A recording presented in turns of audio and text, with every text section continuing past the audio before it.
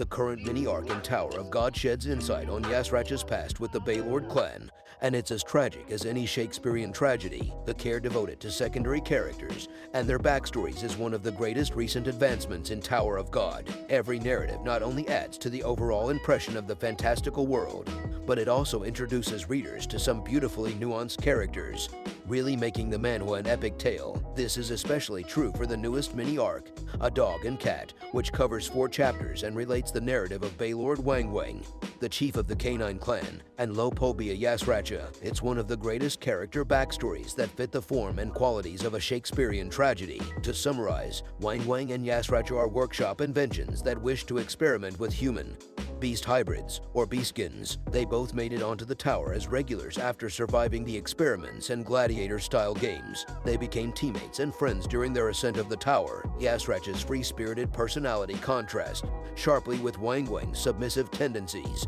yet they created an excellent team, with Wangwang doing most of the work like a dog and Yasracha doing whatever he wants like a cat. Tromare, the Lopobia family head, took them in as pets once they both became rankers. Wangwang had spent his whole life seeking a master, so he was content to be held in a cage, but Yasracha couldn't understand why someone as strong as Wangwang would ever choose a life of confinement and servitude. He started planning a means to get Wangwang out of Lopobia and back to exploring. Wangwang eventually met Yama's mother, Nenan, fell in love, and had his children. Yasracha used his family as bait to make Wangwang appear to be betraying Tromare, who murdered Nenan when she revealed to her escape plans. Wangwang, who remained faithful to Tromare despite the loss of his wife and his master's confidence, offered to be slain in return for the lives of his children. Both Wangwang and Yasracha are sad figures. Wangwang is the archetypal tragic hero, virtuous, compassionate, and charming, but he suffers from the fatal fault of having to obey a master who doesn't care about him. While he was incredibly devoted,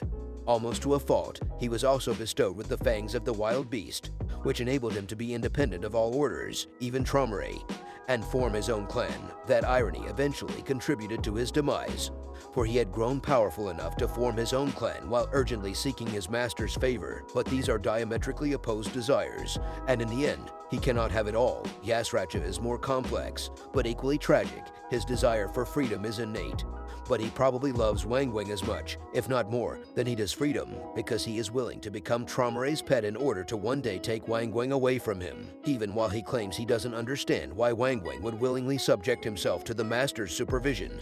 He, too, has committed himself to a life as a domesticated pet for Wangwang. Nonetheless, he lost Wangwang, not to their lord, but to his own designs, even if he had to kill him with his own hands. Yasracha is without a doubt the villain of this narrative.